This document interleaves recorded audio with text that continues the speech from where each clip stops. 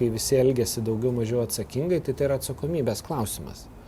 Ir kaukė yra ne dėl to, kad kam nors paskirti baudą arba kam nors pademonstruoti jėgą, kaip sako valstybės galią, bet dėl to, kad neplistų virusas. Mantas Ketsorius klausia, kodėl iš pradžių sakėt, kad durniai tie, kurie skuba pirkti ir dėvėti medicininės kaukės, nes jos nei kiek mums nepadeda, o dabar jas turime dėvėti beveik visur.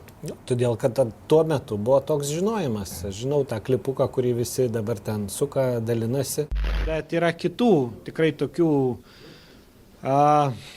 gėdingų, sakyčiau, apraiškų, kaip pardavinėjamas kaukės, kurios be to, kad nieko nesprendžia, jos ir šiaip nerekomenduojama jas naudoti, nes jos neapsaugo, aš galiu dar sykį tą pakartot, bet maža to, kad neapsaugo, jos dabar parduodama kelis kartus už didesnę kainą, tai tikrai pasiaiškinsim su teisininkais, ar to negalima vertinti kaip kažkokią piktnaudžiavimo situaciją, nes realiai pagrindo tokiai kainai nėra jokio.